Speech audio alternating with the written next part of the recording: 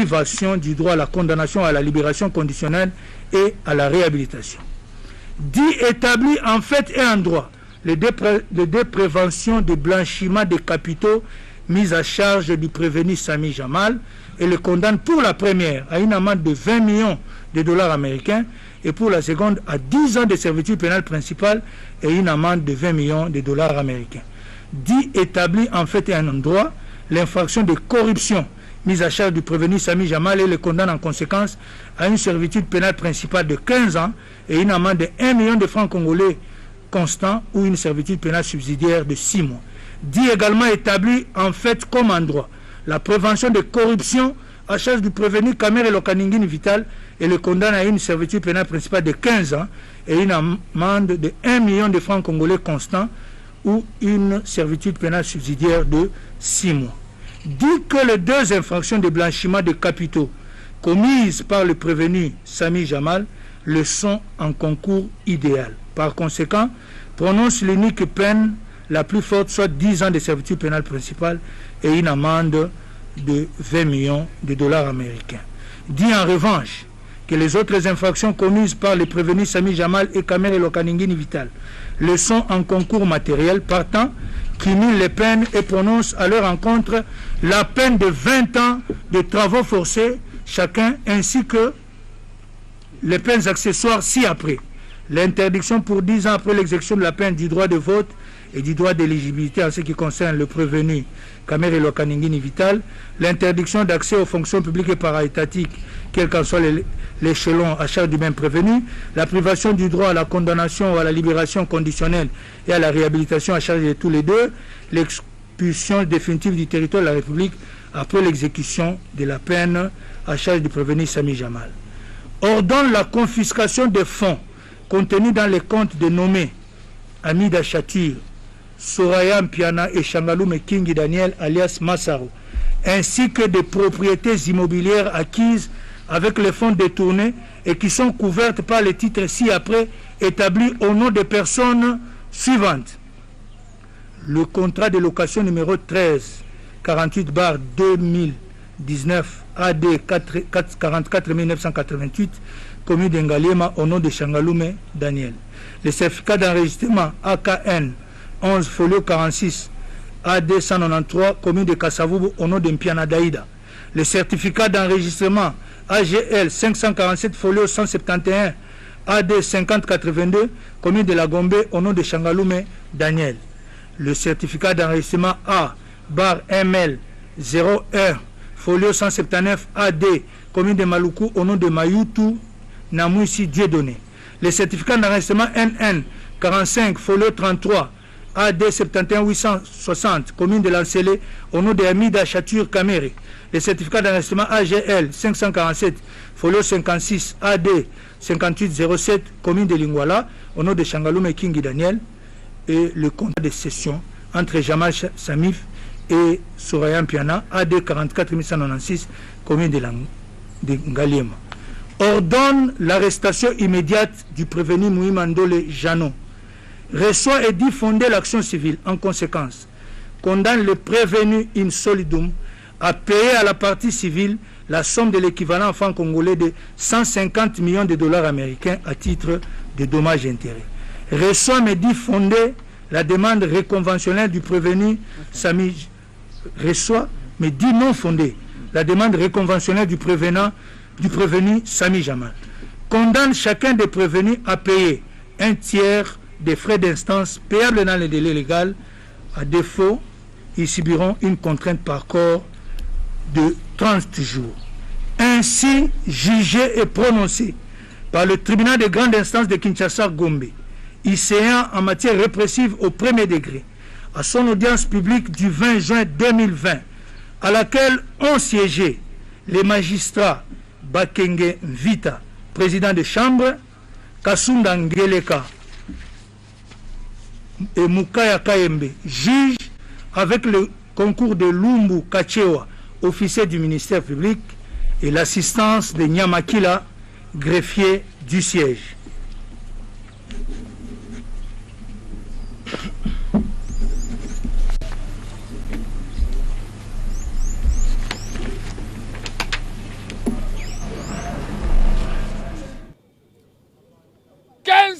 ozongisa ozwaki yango mpo na nini ekomi na bakonti souterrain mpo na nini naloba na yo otinda jeune mwa finganga kamere yo zongisa 15 millions soko ozongisa yango te etali mbongo bata pepe so de mute komo kata.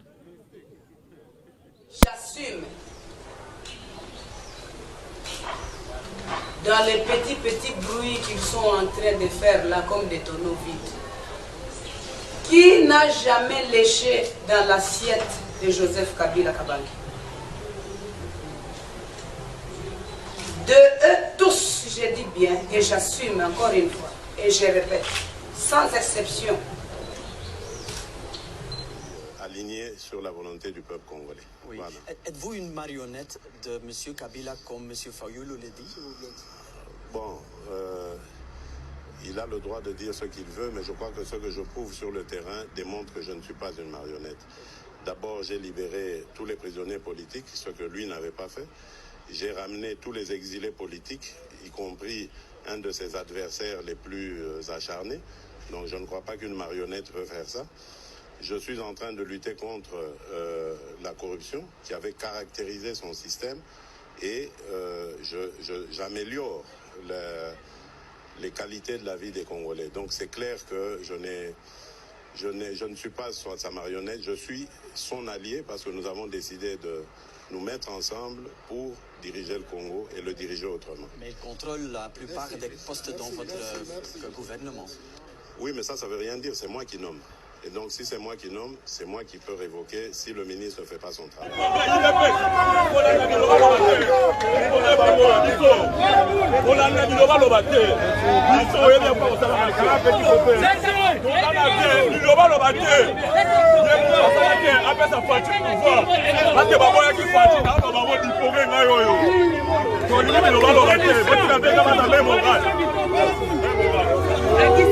Genève a jeté des dizaines de militants dans la rue, devant le siège de l'UDPS précisément, où ce feu est né de la colère. Nous, la jeunesse de l'UDPS, nous rejetons cette blague de Genève. Donc nous maintenons Félix Tshisekedi comme candidat et nous lui donnons 24 heures de se prononcer pour retirer sa signature. Sinon, nous allons prendre une décision pour sauver le parti et sauver la République. Dans l'enceinte du bâtiment, ce ne sont bientôt plus des discussions, mais un vrai meeting, où le secrétaire général parle haut et fort. Parti politique UDPS Bar Tshisekedi, Ouezali représenté par sa grande base et rejeté avec force Pour lui comme pour tous les autres, abandonner la course à l'élection est impensable. Et quelques heures plus tard, Félix Tshisekedi, encore en Suisse, se rend compte du désastre. Il annonce son retrait sur la radio Top Congo FM. Je me suis rendu compte que l'acte que nous avons posé à Genève n'a pas du tout été compris par notre base et au contraire même a été rejeté. Par conséquent, je pense et j'assume ce que je dis, je retire ma signature au nom de l'UDPS. Côté UNC de Vital Kamerhe, l'énervement prend une autre forme. Les pierres rebondissent sur la façade des bâtiments du parti à Kinshasa. Il faut l'intervention des forces de police pour cesser les échauffourées. Chez moi, à Lodja, Fayulu n'est pas connu. Chez moi, au Grand Kassai, Fayulu n'est pas connu. À l'Est, il n'est pas connu. Sauf à Kinshasa, à Delvaux. Dans le QG de l'UNC à Bukavu, le feu, là aussi, est un signe de protestation.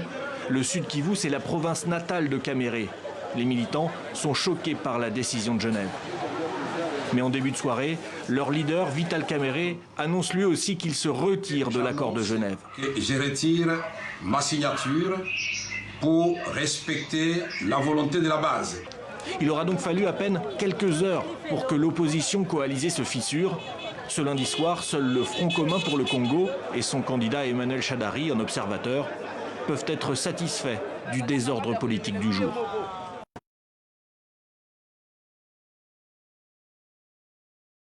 Salut, bienvenue une fois de plus dans cette émission, les questions, débat, opinion des Congolais en général, afin de pouvoir Totongambo Cannabiso à chaque fois tous les caca à la République démocratique du Congo. Bien évidemment, avant de commencer, mesdames et messieurs, tous les Saraba images, image pour vous faire voir que qu'est-ce qui ne va pas réellement en République démocratique du Congo.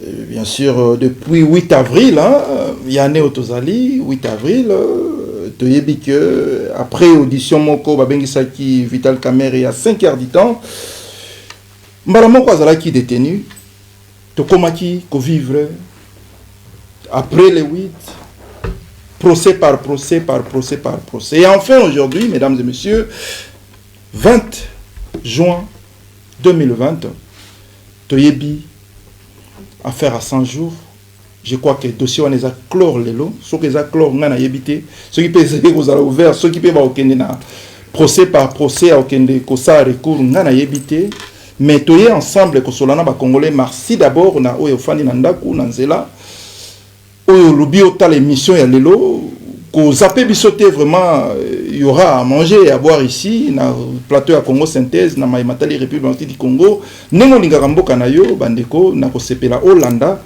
procès au Sili et après procès au Sili tozongela siko makambo ezoleka na Congo est-ce que procès yango ke malamu est-ce que zalaki procès politique est-ce que état de droit ya président Fachi Beton ezosala soki ndenge nini.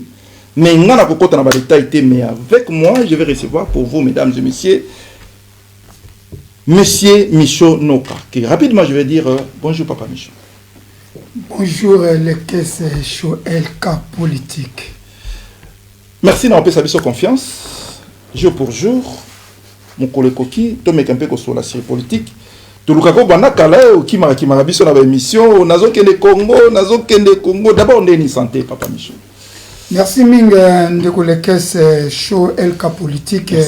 Premièrement nous na kumisi na Nzambe na ndenge toza awa na plateau toza bonne santé toza na vie pour na mpepe euta ko le kao ya lockdown biso quand même Nzambe a battre biso confinement en fait na confinement toza bonne santé et puis nazo compatir na bandeko nyonso oyo ba père ya bango ya mutuya minga père ba papa ba maman, ba frère, je sais, ba père repé ba camarade, to père repé na communauté na biso ya mutuya, naza ko compatir na bango, courage to tikamio surtout na maboko ya Nzambe. Concernant na lobby santé zali bien informé, na ki maraté zaka calendrier zaka mobulu, yobi makambele ki trop politique, business, musique, tout ça partout.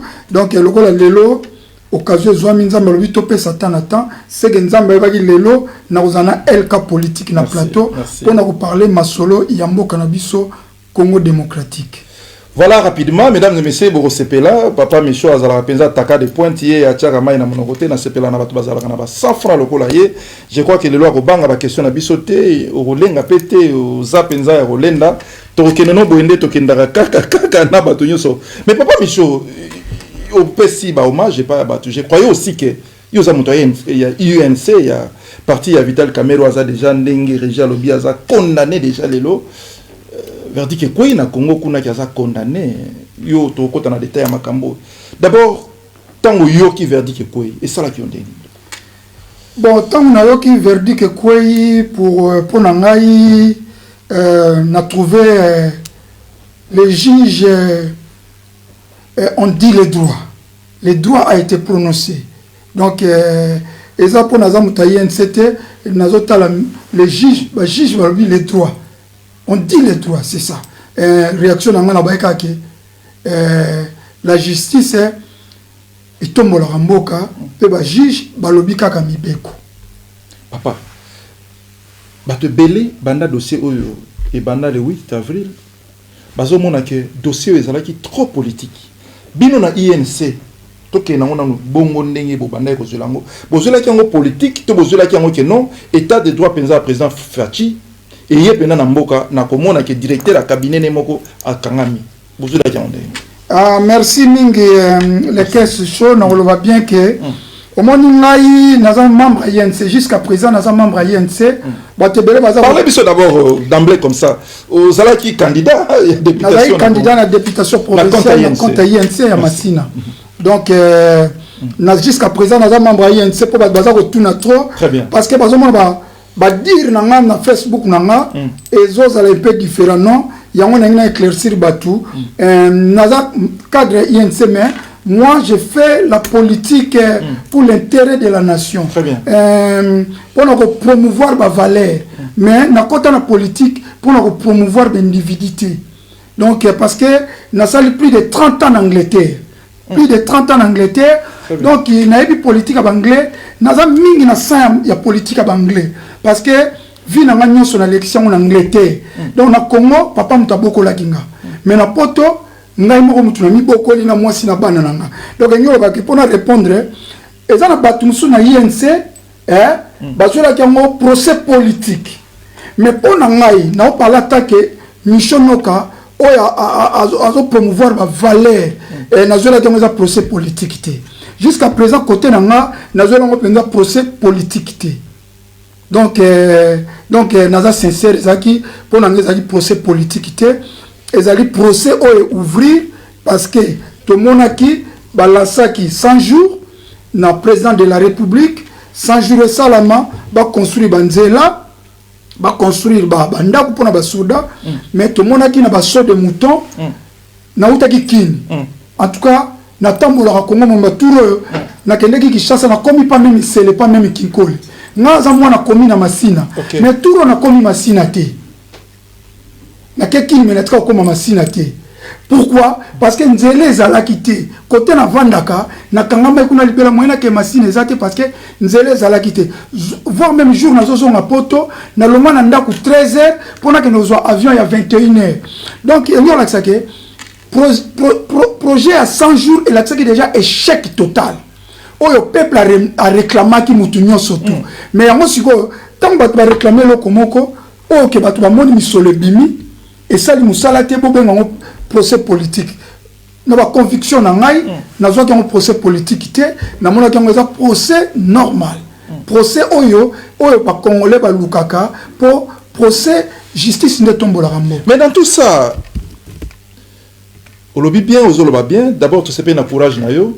Mais on a dit que d'emblée comme ça on va dire nayo papa Micho Noka barolongola na INC c'est comme ça que ça marche dans la politique Afrique leader nayo quelque part dans sens na le belangonde ba Congo ba lozo manquer ba respect par rapport avec lui a arrêté 20 ans il y a un travaux forcés na ba biloko nyo surtout faut récupérer ba biloko nyo kota na détail nango un peu plus tard mais yo zo le ba que non droit et sali musala nango mais l'Afrique il marche na ba idée yo nango te papa. Merci mingi na biso que na sali 30 ans na poto. Donc quand na sali 30 ans na poto na vivre na mibeko ya banglais. Donc il a respecté mibeko parce que moins de dérapage bazwingai. Pe na moni ana mboko yo baza ko kanga même ba député pour na ba o benga ba expenses député kosi avant azana ndaku na Angleterre azaka na province akosi ke nzoka na vana kana na Angleterre akosi gouvernement ki aluaka ndaku na Londres siko tanga luaka ndaku na Londres gouvernement zo pesa ye mbongo ya location ya ndaku wana nzoka nde ezali kaka ndaku na ye moko bakangi ba député wana na sio za na Angleterre oyebi donc ngo bakena ba valeur wana pona nga na kolongwa INC te parce que nazo tamwa na idéal mais soki balobi balongolanga pona ba na ba vérité nanga na ba sincérité nangai wana za ko dépendre na INC mais moi je suis là pour défendre les valeurs l'intérêt du peuple naza pour ko défendre l'intérêt de l'individu parce que ceux qui n'ont pas défendre l'intérêt de l'individu il y a un mboka et kufiso moi bato bazo défendre l'intérêt de l'individu parce que baza la intérêt na bango mais ngai na préférer na ça la politique qui na défendre l'intérêt de l'individu na ko défendre l'intérêt de l'individu na ba individu o baza ko promouvoir ba valeur o yo baza ko bunda pona intérêt ya peuple en tout cas ezalozali nani sokoza pona ozo promouvoir ba valeur ya mboka te ya intérêt peuple te na défendre ki ngona oza bref nazolo bakaka vérité nazolo ba o eza pona ngana boy conscience na ngai e buka lokuta abana kote loko moko eza na batu ndenge bakola ngata na koli e pa na biso soki papa na biso atie mbongo na zwi mbongo na benga na yibi mbongo parce que tango zwi osengi permission te na moni mbongo papa tiaki na bendi 50 na kena sali ba dépense nanga tango na koya na ndako babi papa zo beta batu kuna na ndako po 50 ebungaki papa azobeta bato ntango ngana papa nanga aza vivant soko tuni akobetelo lisolo pa alobaka ngo soki nga na ye nakuti bazobeta bato na ndako ngamu nazwaki mbongo oka nayebisi papa nanga bango bato bazwi mbongo te baza bainnocent nga mutu nazwaki mbongo wana osalaki nango ni te nazwaki yango mpo tosomba ballon l'équipe na biso tobeta yango nazwaki mbongo mbala moko d'office naza mutu oyo na baprincipe ya vérité siko papa odédommagé bato abetaki déjà donc yango boye mpo oza muta logique papa mpe logique odédommagé bano oyo abetaki déjà ezali ntango balobi ke papa napesa exemple ke nazolakisa ngai nga mpe napesa exemple te bon asi abeti bainnocent aodédommagé bango c'est bon un bon papa au sein de sori parce que bon ebungeza éducation au sein de sori mais na pesi exemple nanga ke naza prôner ministre la vérité donc na ko sa conscience nanga te tant na tali procès na ko loba ke procès wana za politique pour ngai na trouver place moko politique voilà trouver place moko politique était papa Michonoka député cadre machin tout ce que vous voulez aza penza batu penza oyo ya VK Vital Kamerhe mais lelo tozane awa ya zolo bake azo prôner na yeba vérité azo ba vérité papa Micho to se perd na courage na yo que va devenir en fait relation na bino INC na IDPS siko à partir de lelo bon pour le moment na ba mboko na ba valero tozolo bakaka coalition ko continuer parce que eza ba institution eza ba ezali batute yango moni mboka ezotambola no eza batu papa eza fati eza Kamerhe yango na ngina loba na eza fati eza ngina kwa yango moni mboka ezokweya parce que les partis politiques ezo appartenir na batu yango moni mboka kufi parce que batu baza ko dépendre na ba parti politique otunga la question moko soki na lobi ke na landa makamba ba parti politique na koya awa na obi osali mabebo condamner président Vital Kamerhe c'est ça yango moni mboka eza ko kufa mais na ba mboka oya ba institution ezotambola na batute très bien coalition ko continuer pour travailler pour na mboka parce que aux ministre pour na mboka aux ministre pour na INCT aux ministre pour na IDPS malgré IDPS nous tapé opportunité l'opportunité peut s'améliorer pour servir le pays et non se servir donc on a coalition pour na ngai coalition continue parce que eza makambo ya mboka mais soki na bato bazoko prendre pour na individu bakoy ko rompre na coalition mais na ko conseiller que coalition continue pour crise ko tamboka te to continuer to servir mboka na ba oyo baza na ba ministère tout ça mais entre temps leader nabino 20 ans absence naie et puis soka bimi à purger ba peine naie azana droit le soit ça la politique oyo ça la ngote papa Micho tozo kende wapi na Vital Kamerhe to kena yo wapi nde ba memiebo bon en tout cas eza na kolobeza pas si mingi parce que 20 ans de prison, 10 ans de prison. Pour la vérité, au moins même temps tout le dossier vide. Tout le monde place mon côté Vital Kamerhe a détourné. Même le dossier vide. Même tout le monde place mon côté Vital Kamerhe a zumbong.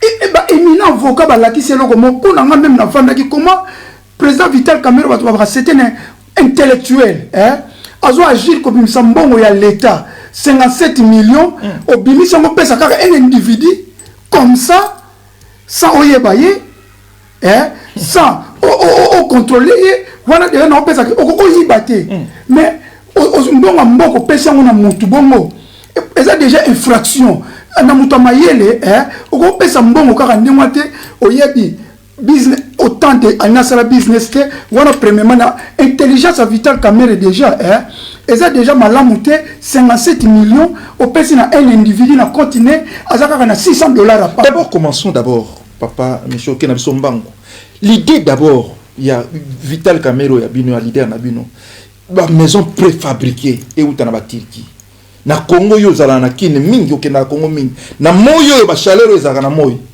toyebi ba maison préfabriquée za na poto belé mbula ba ko sala ngo lelo lobi ba boba lona kalona rango est-ce que Congo zo mérité penza ba modèle la maison wana l'idée wana ya leader na bino uta d'abord wapi merci minko ngai idée uta parce que na za institution te merci naza ki candidat pour représenter commune Masina représenter le peuple chinois représenter le peuple chinois non là le drapeau ya INC non toujours dans la drapeau INC c'est ça institution vous comprendre mais na kei kuna parce que INC mutenga de voter ngati bato baza ko salaire tant on a qu'on sa candidature, ce n'est pas l'INC qui a voté. C'est l'INC qui a voté, mais il a député. Mais tu as dit que tu as dit que tu as dit que tu as dit que tu as dit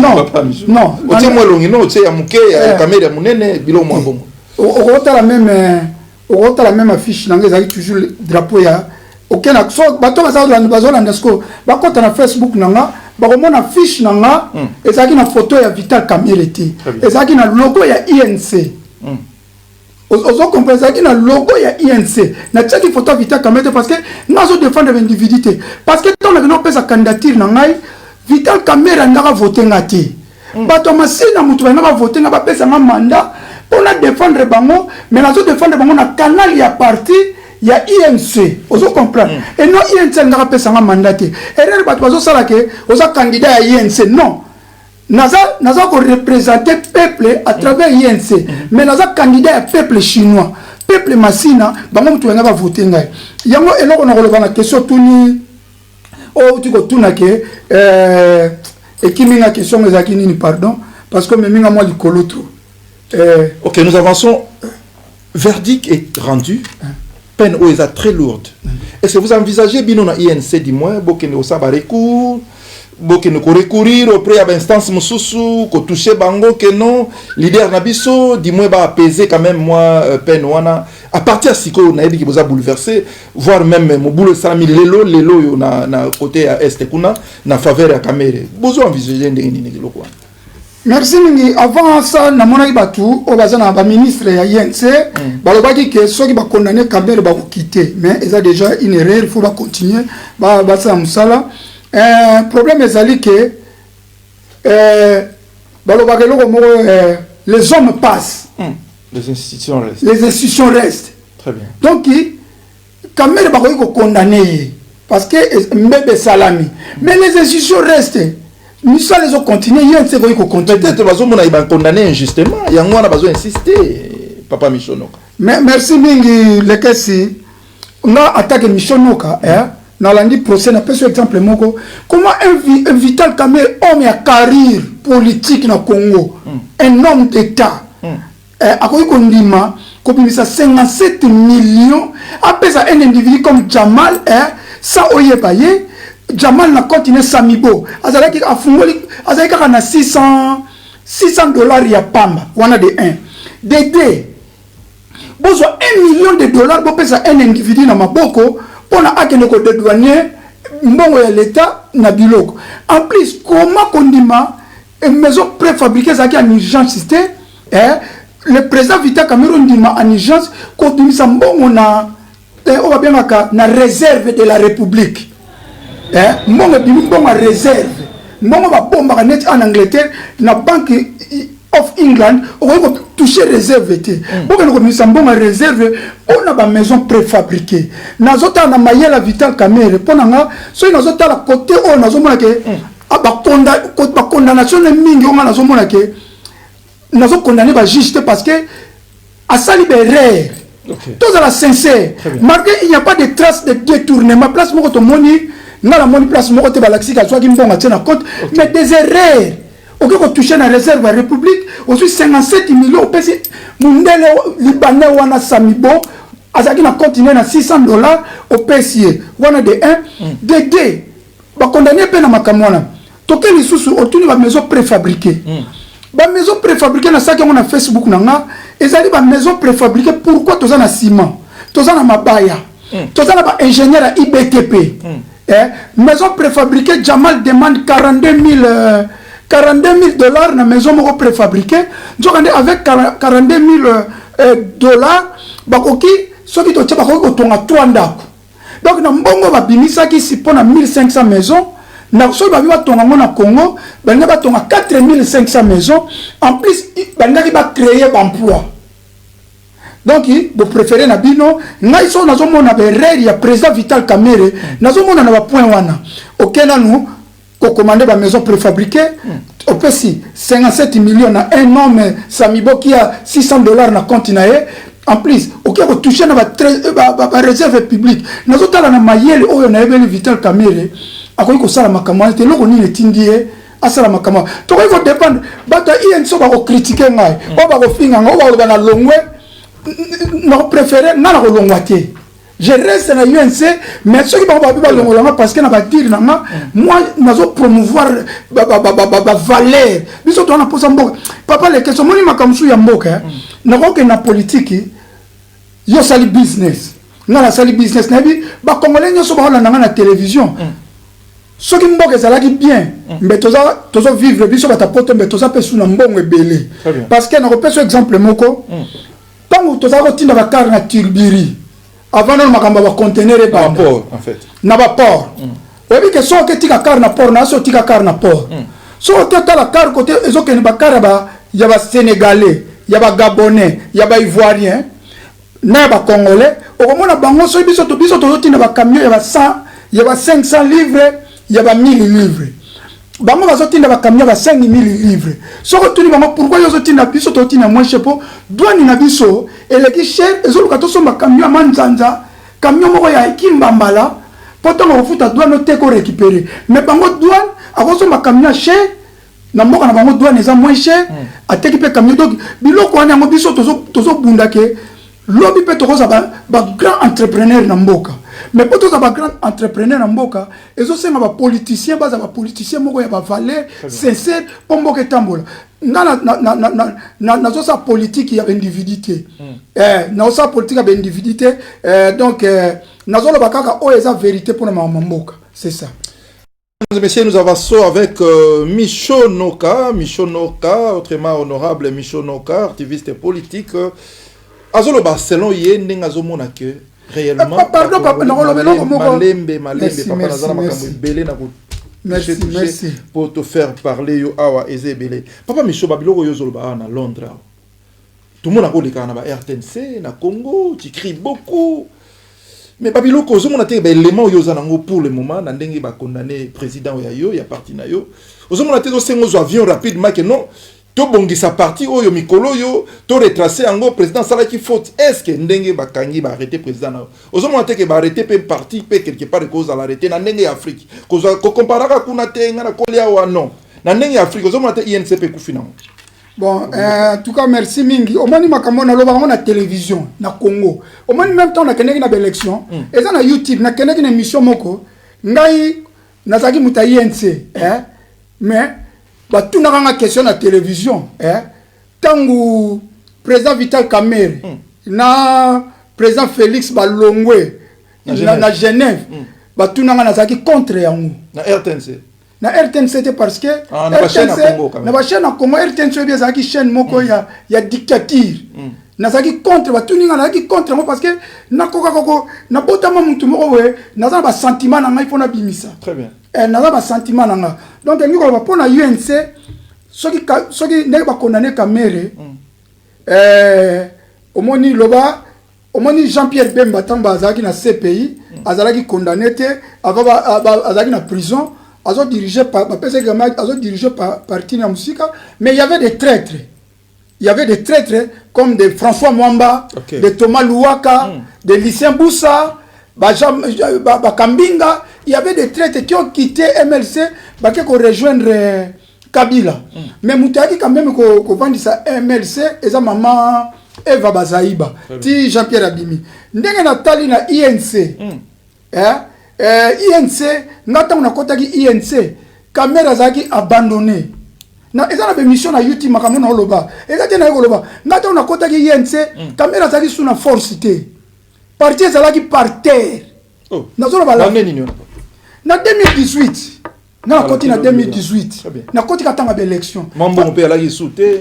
Parce que mbongo za yisute parce que ngai na sali propagande na mbongo na ngamoko. Na sali propagande mais ya lobia qui a soutenu ba député na union so. Yango na ngina loba na sala ki pe yango na loba vérité. Le président Kamerhe a payé biso caution. Biso ba député provincial le caution était $600. A futaki caution pour na ngai. Mais na propagande le président Kamerhe a payé $1 te. A payé mbongo na batu moko boye ba komisi mbongo te. On a zolo ba président Kamerhe place aza ngala zwa ki mbongo a propagande te. Ngala dépensé plus de $15,000 ya ko sala propagande na mbongo na ngamoko. Na zwa kata infra ya INC. On a zo ba vérité même temps ngamo landa ki yango na ni na biso ya INC na komaki ke na landi président lo bia pesa ki mbongo bato basa propagande wana na WhatsApp na biso INC group na komike menga na tikali kozwa ngote na ebite na détourna ki mbongo nanga o ba pesaki yango banya loko naza koloba ke omoni biso parti tozo senga INC na kutaki par terre parce que son abi par terre eza na émission na sana YouTube caméra yemo ko na réunion na zalaki alobi nga caméra batu bakimi ngai naza na mbongo te na kwei na teki bandaku o eza caméra moko mutazoloba parti batu bakimi mais yo zalaki ko servir ba juge papa mission noka ko aider ba juge Pierrot ko so élément bien pa na yo alobi boy na biloko yo so bimso ko juge ko aider juge Pierrot na comité alobi sikoyo batu bakimaki parce que tant caméra batu bakimi bake wapi tant Moïse Katumbi ayen ensemble batu nyonso INC tant azo ba bongo excusez nga nazo kanga yo parce que l'émission balika penza pa moment tant bozo sa réunion na ye azo bimisa ba biloko wana azo beta bino biloko wana batu bakimi mbongo za souté caméra zate hein tant caméra za quitté mais biloko ke aloso lobi na ba procès biloko lobi na procès ye penza ye continue no papa so alobi au moins sikoyo alobi mais tant batu bakimi pona nini ye moko zoloba atanga ikoma mutute mais biso bato to comprendre que ezaki Moïse Katumbi parce que alobi bato bakimi ngai balandi l'autre là po ba moni azana mbongo bato bakimaki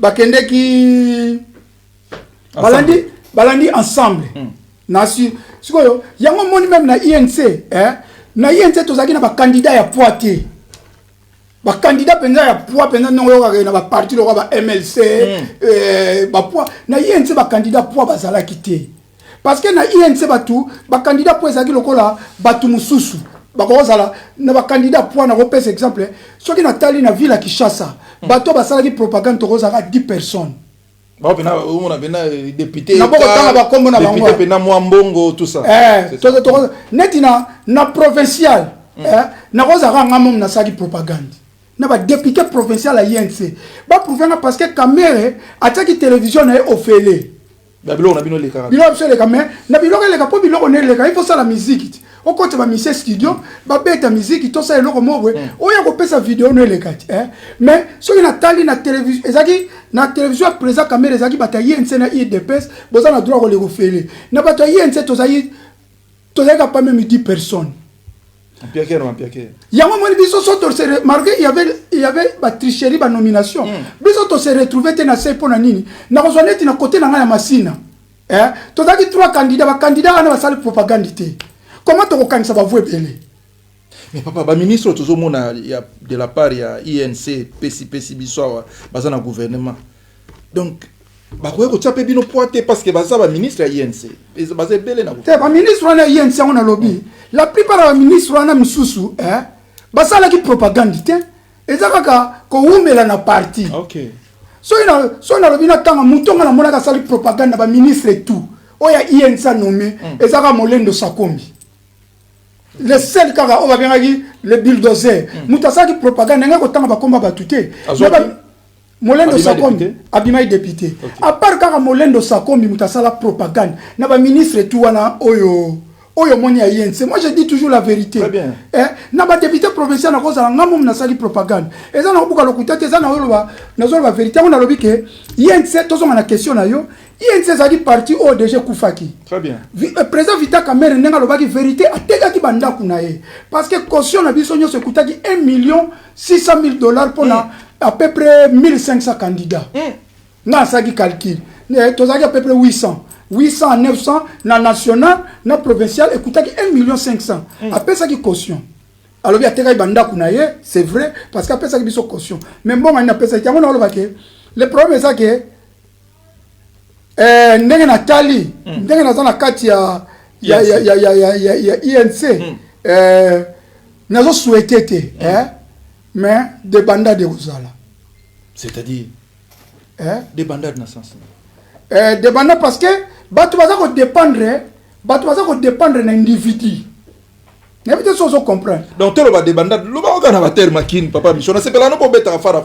Le bas moi na bendana, le bas moboy. Moi na bendana parce que pourquoi na moi na bendana? Parce que batu na bazo dépendre na Vital Kamere et non na INC. Soit ils vont dépendre de l'INC, le parti qui continue. Mais bateau va dépendre de Vital Kamerhe, le parti qui koufa. Parce que va dépendre de Vital Kamerhe. Bateau quand ils ont mission noka, le roi n'a dépendra de Vital Kamerhe, na reste na INC qui continue. Soit va le pas battre président INC, ton secrétaire général INC, ton interfédéral INC, il y a Villa Kinshasa, le parti continue parce que n'a dépendre de Vital Kamerhe. N'a dépendre de lobby les hommes passent. Mais les institutions restent. Mais, au contraire, nous avons des bandas de Gozala. Et Gozala Makasi. Papa Michel Noka, boza quand même belé na diaspora, pe batu baza batu INC, bazo landayo batu baza belé bazo landa biso na minute na ninga osakanate. Batu baninga no mususu bokenda na bango, boza na bango bosala bokenda na bango ko postuler na Congo na compte INC. Verdict ya président na bino koi. Bengani bengen na fond bato à Paris, Belgique, États-Unis, Canada. Kamerhe il est partout là, INC na ye. Il gagne à bango, ils ont des mon idéologie ou bien lelo ou bien yo penza akende na ye. C'est question qui était parce que ngai na zaro sepe na Kamerhe ming parce que na zaro mone un homme tête. Au moins tête. Parce que au moins ngai na zaro au moins il fallait tout na kota UNC ndenge ni. Tete na za kuna tete. Bon merci. Na ba question bele so na bina ke na kota ndenge ni. Parce que ya wana ngalo ba na ko mona Kamerhe za tête. Vous comprenez? Tête en quoi? Te maye. Papa au moins maye la Kamerhe.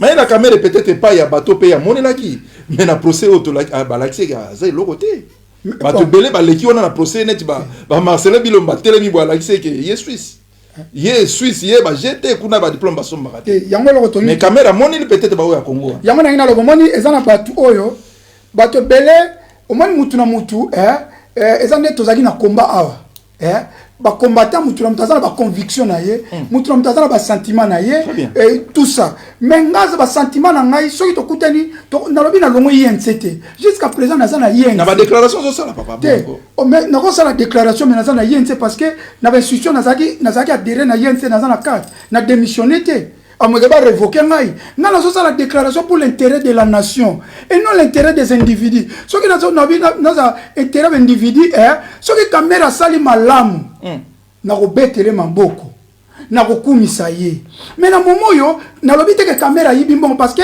na moni preuve te mais na kei na ba place zo la tsake comment est Kamerhe un intellectuel comme Kamerhe aucun ne kobimisa 57 millions de dollars on pesa un individu Jamal o yazaka na $600 na compte na ye bandeko bobenga te to za live awa to za live awa na sima omoni batu mususu bobenga te to fond ligne te to sola mingi na mutu oya vandi na poto marqué to zoloba papa les questions qui na poto to yekola pe to sunga pe mboka na biso ozomona système yonga na saka système en anglais parce que oyebi na mboko batu babengaka ba backbench babengaka ba rebelle soko ki ba rebelle a backbench bango mutu balongola Tony Blair bazalaki batu ya leba balongoli mukonzi parti travailliste balongoli mukonzi na bango balongoli même parti longoli mukonzi na bango po mukonzi na bango akena guerre Iraki ya lokuta mais na Congo ko sala mate ba ya kolongola Gordon Brand kaka batu ya leba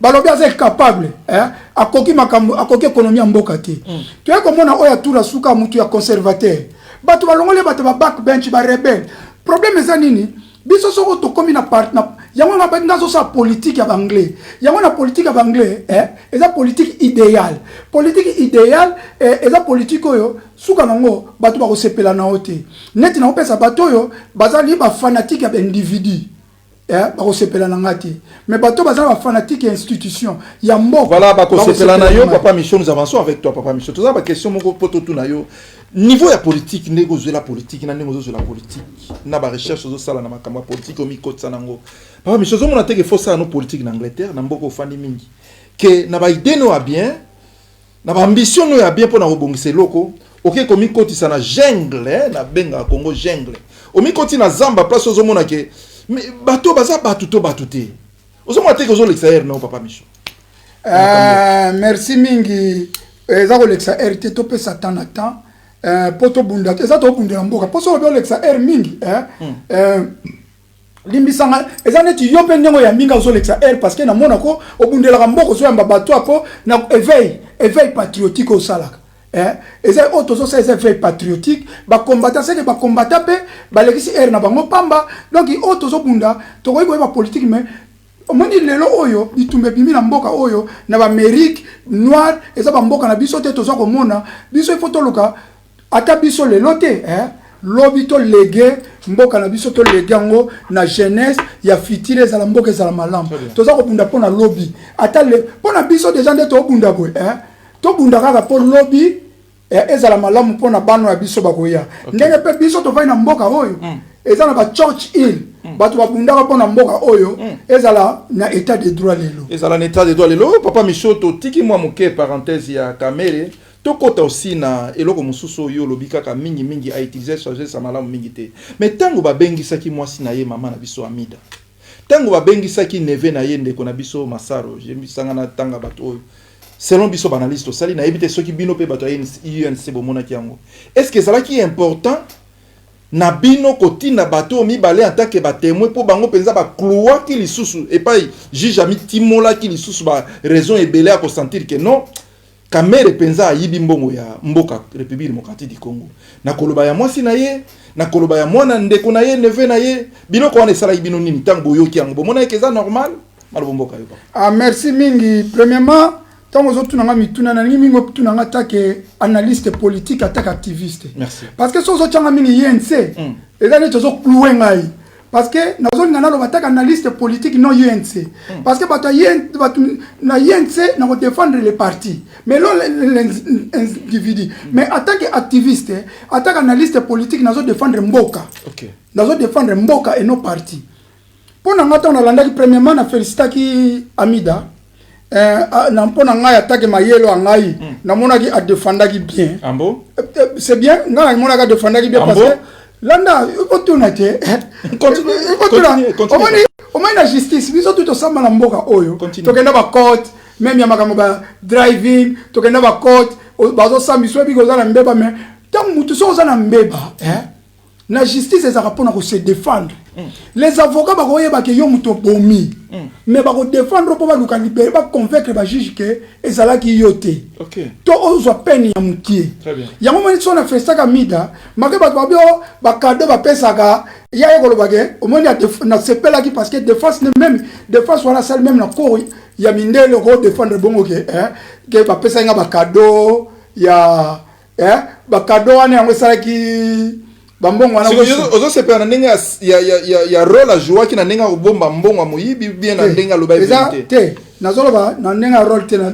yo tuninga question ke défense na ye na justice eza pona ko se défendre na mona ki défense musupeza buzoba honnête ya ba Masaro na peso exemple Masaro que non défendre bon Amida c'est bon tokena ka Masaro bon défense mo buzoba papa te bon totanga ba Masaro te po makambo tozo bete za makamba mboka très bien Masaro aza pas même un goutte d'eau na makamba mboka donc na ko sepela el cas politique to beta au moni makambo ba témoin kutu ya ba Mida naba Masaro wana aza kutu loko te na mboka na yebi kutu yete donc le problème n'est que eza makambu tozo ya makamba Kamere le cerveau monteur c'est Kamere parce que tant ba condamner Kamere ba condamner Jamal ba condamner na Muima donc le plus important ça bango voilà le plus important ça yango wana totika moi kaya Kamere moi muke obande komengi ba sepela ki ba mona makambo le kindenge ni en fait lelo mesdames et messieurs to yambe bino moko ya ba soda ya Kamere na benga bongo moko ya ba analyste politique moko lataka mukumba na papa leader na bino kangami donc 20 wana vungule na vungule mais tozongela yo papa awa na kati ya studio na biso Congo Synthèse to lo belempe seni bato bele ba sepeli Kamere kangami est-ce que zomona ke bato ya IDPS bazape ya osepela na aristosa Kamere ne 20 wana peut-être bato mso IDPS ba lolinga même ezala 50 kaka kendela libela et ça la bango bien na 2023 va continuer masona bango malobo mboka bon eza fête na IDPS ba meli champagne bazolando et bon eza fête bazolanda bon IDPS azanani IDPS c'est loroté yo ka IDPS yani 38 ans papa les caisses et tu vois on a le IDPS sur la nana banga IDPS 38 ans 38 ans et bon 38 ans c'est quoi il y a bien que IDPS a bondi 38 ans mais biso to bondi soki 12 ans bitumba la biso ne muté sali que pression les Kabila CD na 38 ans IDPS atika ko benga na Mobutu te na 38 ans IDPS atika ko benga na Kabila te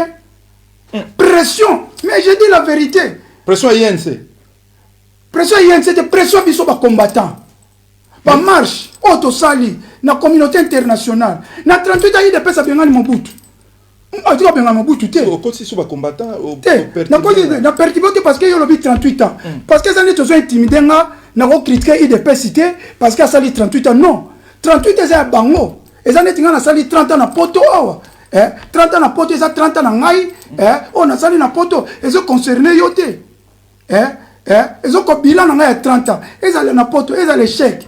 Ils ont l'échec, ils ont concerné yoté. Donc 38 ans na bango, ils ont pour na bango. OK. Vous comprenez? Parce que na 38 ans wana ngai kutu na poto na boka nguna na IDPCT. Na boka nguna na makamlanga musuna. Na kutu na bimi poto na yebite ke IDPC zalaka. Na yeko ba IDPC kaka, jour Mobutu alobaki comprenez mon émotion, na yeko ba ne papa Tienti Sekedi.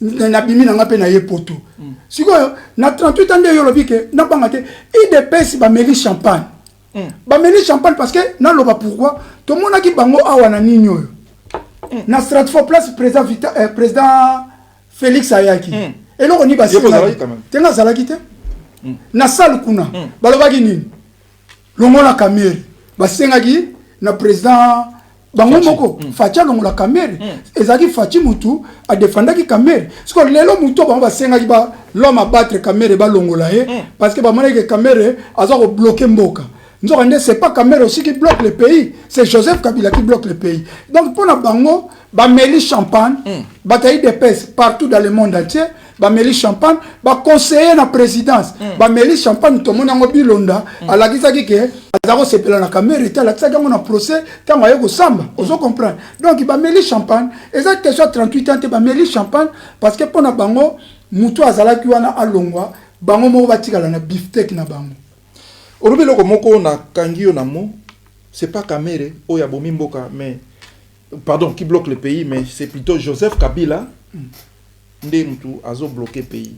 Est-ce qu'on peut développer en batu batala bato IDPS bazolanda yo bazana alliance to deal na FCC ya autorité morale de Joseph Kabila yozolo bake moko azo bloquer pays. Ozomo te même bato IDPS ba sepele pete makamolobi wana. Bataille de peste bazako lo ba béton lelo na Facebook ba béton te béton ils ont sur Facebook te comment ça na mona ngo susté même bato a robi na béton ba mikolo ba béton lo ba masute parce que biso tuna bataille de peste to comme isko ko tala makamde zoke na base balongoli Jean-Marc Kabundi yo nengo e baki base mais lobi limité jo balongola ki Jean-Marc Kabundi limité ngaka zika mais limité kimia. Parce que base bandiko essayer de comprendre ba tu vas comprendre. Problème est ali ni son avis le Kabila c'est le procès Vital Kamerhe c'est Kabila mutaza blocage. Vital Kamerhe a tombé na mbeba na ye ya makambo ya détournement. Le pays ne marche pas. Le pays n'avance pas, c'est Joseph Kabila. C'est la coalition.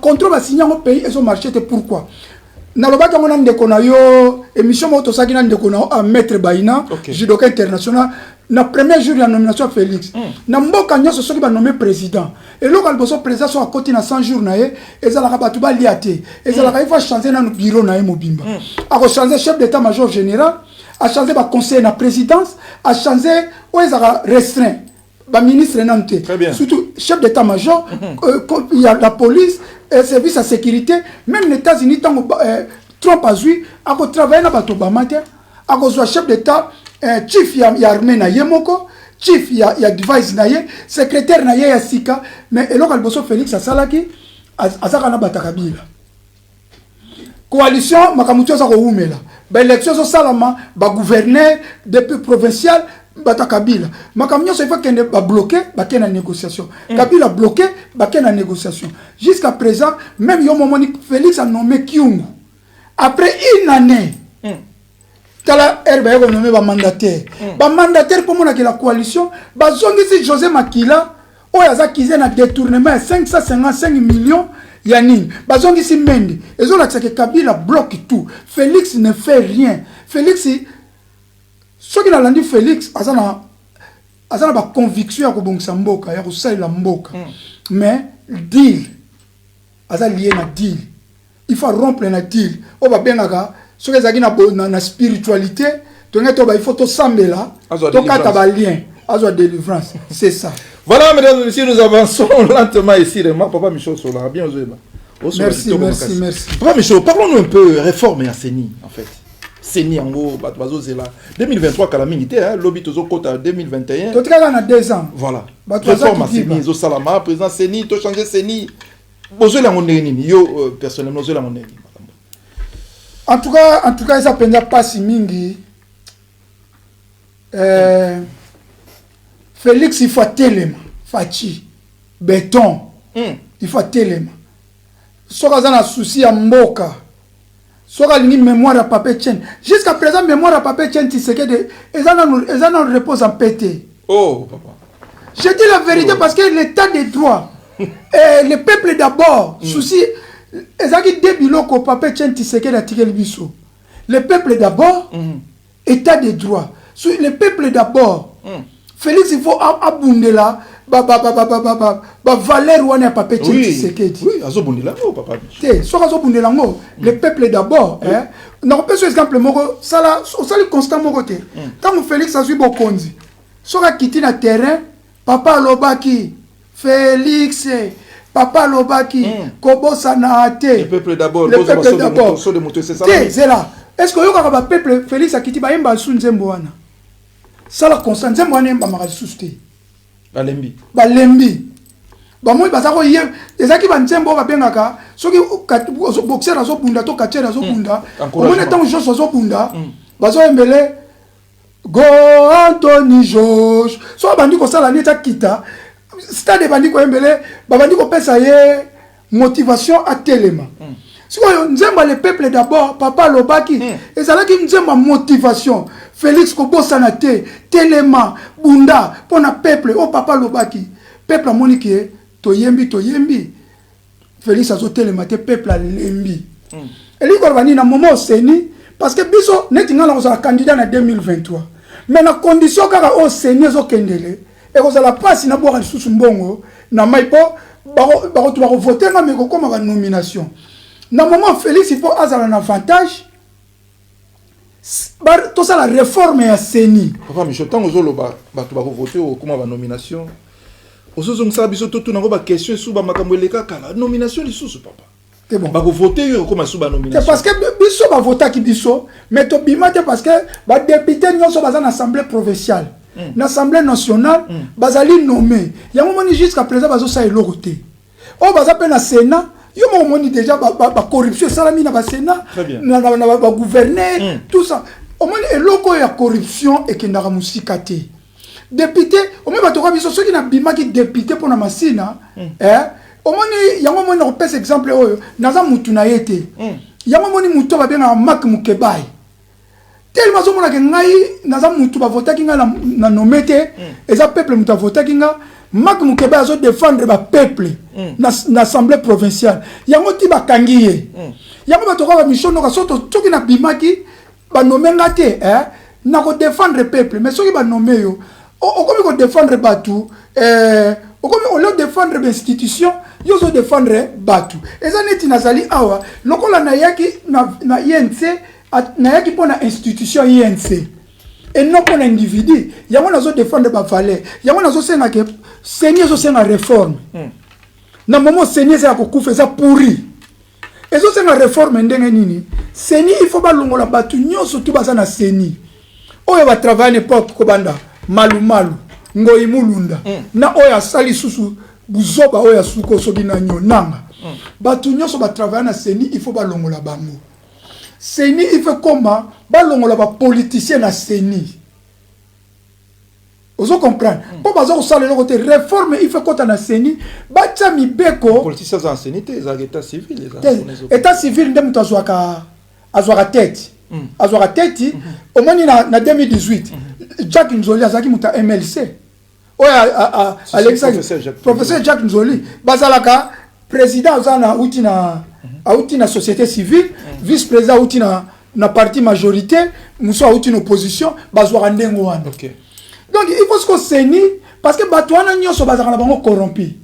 O ba outa na ba parti politique. Mais état de droit et ça sous ndenge yozo kansa 2018 tout ça mais état de droit c'est le moment état de droit mais ben imposer biso mutu asala na nanga mutu ya PPRD mutu ya Joseph Kabila o ba imposer biso en plus de cela banani ba voter bato kaka ngala na yembela banzembo bato ba bomi Congo église de réveil po baza majorité contre catholique na ba protestant ba voter mutu wana ozomona ke siko Félix il faut sikoyo na selon Mibeko il faut il y a un moment dans le parlement et ça c'est une réforme et ça c'est une réforme à CENI parce que papa les caisses le cas politique n'a pas besoin on a 2023 élection aux Alatés.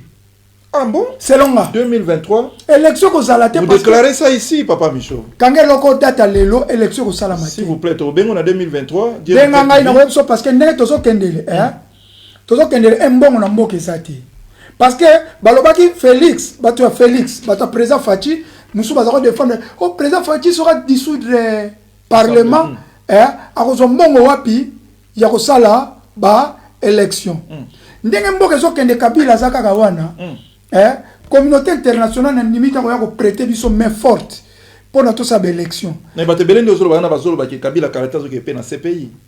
Bon en tout cas nde to moni na biso moko ba congolais et là moko ko sala maté tout nanga pourquoi parce que loi ya Congo il y a un service président ça taillé sur mesure.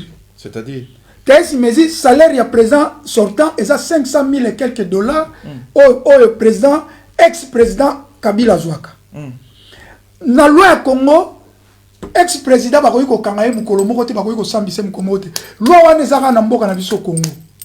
Ex-président bakoyi ko sambisa mukolo moko te bakoyi ko kangaye mukolo moko te. Ya wana zo senga ke ndenge to moni ba mindele wana ya Canada.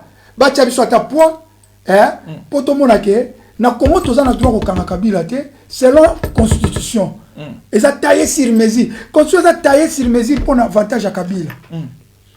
Félix Escopé il faut appuyer sur ça na poste état de droit état de droit ça ko kanga kamérité état de droit ça batba surtout bandi ko tanga ba yuma bazana ba faire ba comment fouiller sur le passé président Félix Alingi Biloko onate tolo bela siko ya lelo ya makambo banda 2000 banda du pouvoir tolo mais na ko bien que le passé de ça la le présent au moins na mboka oyo so ko kuta le passé na bango nde et ça la le présent pour na biso le passé na bango ça le présent oza oumeli na mboka oyo boxer moko Mike Tyson na ngaka ya na mboka oyo Mike Tyson tanga bimi na prison il fallait akobunda awa balobi ke na mboka o loeza soki muto viola oza na droit kokota na Angleterre te ozolande très bien loi ya mboka lobi soki viola oza na droit kokota Angleterre te mais Mike Tyson il fallait aya kobunda et ça là que ba avocat ya Frank Warren producteur wana promoteur wana bazaki mayele ba recourir na le passé ya on a vu le passé et ça là le présent ba recourir na le passé balobi na 1900 1800 tel et ça na mutu moko violaka mais bo lesaka makamna ye bo lejaka ngo bokotisaka ye akotaka na mboka ba juge batali oui na 1800 tel c'est que ba léger pe Mike Tyson akoti mboka le passé c'est très important ce que Félix tant que bien fouiner dans le passé et aller à Zobanga ndenge ba belge ba français journaliste moko français na TV5 à lobby Félix a Zobanga confronter zone rouge c'est-à-dire zone rouge c'est Kabila et ça na TV5 ba lobby président Félix a kangi vital soit respecter ba deal là ba fanda ki bazana deal moko boy c'est ça ba lobby on peut na TV5 ba bi tellement zo respecter ba deal le président a respecté ma parole non a respecté ma parole parce que na Genève a respecté ma parole Félix surtout bandi ko lande la président Félix ma parole est belle loba a respecté parce que loba que aloba ki na vidéo eso circuler Kabila za muto to ko pesa sous chance té so to pesa chance a ko nyata biso a respecté ngoto yebi que pourquoi pesa chance alobi susu que président Kabila a préparé marionnette nemoko ako tchaye na nini na pouvoir pour y contrôler c'est ça le deal.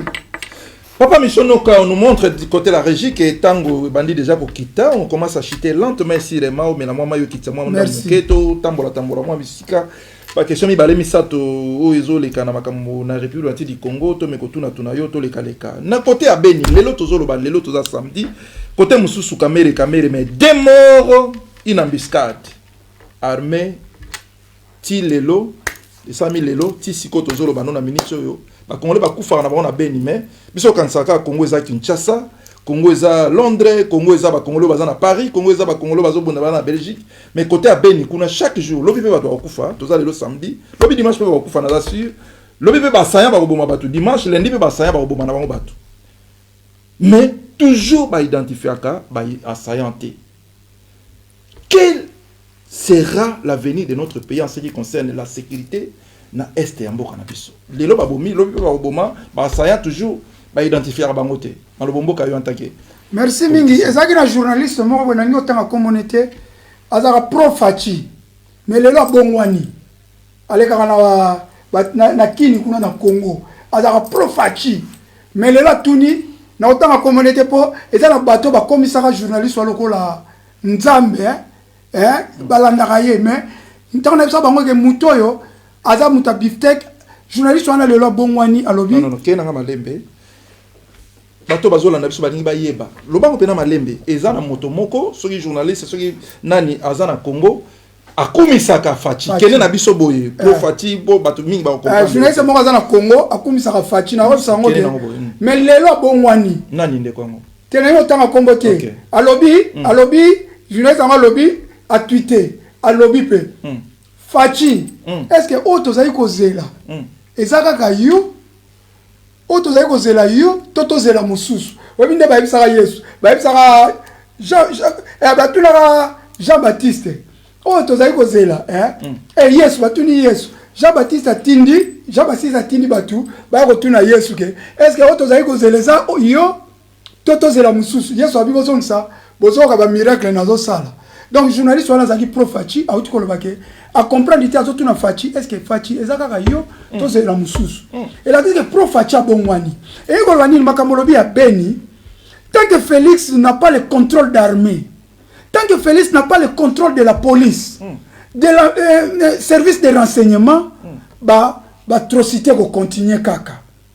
Donc Félix chaque jour selon makambo na yebi le président de la République chaque jour service à renseignement et puis ça président de la République briefing ya makamyo sezo le kanamboka même babomi mutuna kiseso il faut boya ko sa président de la République que briefing et là boya le journal amnelete boya le briefing tam sur ya 10 pages to ya 5 pages chaque tongo boya le président makamzo le kanamboka donc président yebi makamutu mais tant que ya mona bi en bref tant que le président Félix ne contrôle pas l'armée ne contrôle pas la police, ne contrôle pas les services de renseignement, ne contrôle pas le ministère de la Défense. Atrocité et qu'on continue. Et alors qui contrôle, papa? C'est Kabila qui contrôle. C'est Kabila qui contrôle tout. C'est Kabila. Mais Kabila te dira ou bien Kabila va rouler non, bah on va diriger, de leur côté aussi. Tu vas diriger parce que ba beti na nous pour moi ba diriger te ba violer na nous loi ya na assemblée ba violer loi ba longoli marque Jean-Marc Kabundi il y avait des irrégularités mais ba longoli Jean-Marc Kabundi parce que ba lobi avana ba solo la ki to ko tete parce que mutu a mayele o alingi mboka ba to ba yebite so que o moni ngamu ko na Félix contrôle les jours où Félix a changé a retiré le chef d'état-major et armée à Sika. Oh, yo to yebité. Tout le monde qui a pas Félix a nommé le chef de. A quoi qu'on nommé même capitaine. Ils ont la force naïe. Et tout ça lango, azo sala. A nommé nani, général ni. Jusqu'à présent, le général tout, général Mbala, nommé par le président de la ex-président Kabila. Tango fort, il y a force terrestre, il y a nini, il y a nani, oh, Numbi. Service yanine bazaka wana à part kaka garde républicain et auto changer moi facette nango garde républicain non qui général ba nommé les généraux ba garde républicain bazaka général Kabila bazana confiance à Kabila ezaka ka yo zalaki adjoint bazuyo ba tche mutumususu ezandenge moko il faut tout le monde mais ils servent le pays ou bien bazo servir finalement bazo servir batou to bazo servir pardon ba individu ou bien bazo servir mboka bazako servir ba individu. Yango moni mboka zo senga bato même le Félix il va rompre la coalition parce que les coalitions ont servi Kabila. Na deal ont protégé Kabila. Na deal ont protégé Kabila, ont servi Kabila. Parce que na moment oyo Félix va contre sa face na lo parce qu'on a lingala moi ya nkesiko yo il va contre sa face à Gagao. Oh face à Bakama Kache. Félix va contre sa face à Gagao. Face à Gagao malgré pour ça qu'il dit le peuple souffle et à un moment le peuple d'abord. Donc Félix va au moins il n'a côté si face. C'est encore c'est la montagne. À côté la montagne. À banana ko côté sa face a fini dans le passé ça la présent. Au moins so bandi dako comment de bakangi kamere so bakangi yuma bakangi yuma bakangi tamwe mwamba batinde les deux invitations boy ko répondre ya moment il toke na bref Félix a contrôlé Félix jour Félix a no contrôle jour na mona tolongi na tongo Félix a nommé chef d'état-major des arabes et ça bana mboka après qu'on soit même un capitaine un major a commissaire chef d'état-major général. Après qu'on soit même un colonel, a commissaire même un chef d'état-major. Tout le monde a battu Moussou, a matissé va péter. Donc il y a un saké, tout le monde a mboka Moussou, il mboka va bengi Guinée. Le président de la République a fait un coup d'état Dadis Camara. A été capitaine, mais a été colonel. Té, il y a le roi Mindele, il contre mais Félix a un peuple. Le peuple, au moins le problème est allié. Félix a un peuple. Au moins Félix soit lobby. Mais il y a Félix Ozolo, le président Félix Balobi qui a malembe. Il sait ce qu'il connaît. Mais il y a un système de génie. Pourquoi toujours pousser quand il fasse ça la bon, il fasse ça la bon quand le moment où il toujours l'inga salam. C'est bon, merci Mingi. Merci. Toi tu as 2 ans. Oui, président Rosalon même na 4e année. Rosalon même après avant 3 mois avant Makamosi là. Si quoi ça ça mal avant les sessions maloba on est quand même. Au moins il sera le bien au salango au salango même il est le to monaki to yokaki ba américain va se senga Kabila au moins akokanga Kabila to monde ba canadien ba bimi mais président Félix ozo sango yemoko bon gloire à Dieu total mais biso tozo parler na oyo en secrété na azali prophétité na mona o ezasi ma président Félix nous avons parlé na ba action au moins notre personne tant que yolobi ke makameza politique na la lobi eza politique té et là c'est la commission président Félix mais na ba côté mususu so azana faille il faut to bazana faille vous comprenez donc le pays ne marche pas parce que bato FCC bazako to saté vous comprenez bazako to saté ta moi mama batinde l'invitation to saté en bref pour na monopoliste makamba beni Félix a un contrôle de l'armée. Il a un contrôle de la police. Il a un contrôle du service renseignement. Parce que chaque jour, le président de la République, il y a un briefing. Et ça, c'est grave pour le pays. Si le président ne contrôle pas c'est grave pour le pays. D'accord, c'est grave. Parce que chaque temps, que le président de la République na service à renseignement briefing. Au moins, tout entour, il y a service à renseignement, conseiller à présent. Au moins, pour ça, ceux qui vont bien, la présidence même les conseillers. Pour pour Kamera, il y a 12 personnes. Mais il y a malin. Mais totalement, passer à présent Félix c'était n'action ce que salami tombé télé maboko mais pour le moment tu parler dans le présent tu as comme on a rien Kabila na batunaye bazaka toujours l'impunité bazaka toujours ko régner. Voilà, to chité na question souka pour to me conclure émission na biso na poko na lelo papa Michon Noka toujours ça se passe dans la famille à juge Niani. Ça me fait très mal. On a des amis à côté, na Libota Oyo. Et Bimakiawa, juge Oyo, il y a affaire à 100 jours. On a d'ailleurs pour te clôturer l'émission Nabiso. Que ministère de la justice, le petit rapport médical que juge à Koufaki na traumatisme, c'est-à-dire que ma bêta qui est bakou et causa qui est à niveau à crâne, à sala qui est hémorragie, ou on a une autopsie finale, tout ce besoin et pas na ministère de la justice. Il y a République démocratique du Congo. Côté à Libota, paix à son âme, juge malamu. Oyo bakongole basepela ine mingi na ndenga za kosala musala balobi ke non bazali ko déplorer ba biloko onyo surtout mi na ministère de justice za lokuta pona bango autopsie et pesi résultat ya malamu mingi te. Yo en tant qu'analyste mboka ministère de la justice et pesi autopsie libota et contredire autopsie il y a l'état soit côté à libota soit côté à l'état yo zala politicien pesa biso résultat biloko nyonso malobomboka il y a un moment n'est pas si mine parce que libota ceux qui va contredire justice et la question est anomalie et ça non la justice il y a un temps tolobi que état de droit non est bandité ce que état de droit est bandit mon juge wana famille peut porter plainte famille peut porter plainte il y a un temps tolobi que juge wana état de droit bandité parce que ceux qui te l'ont dit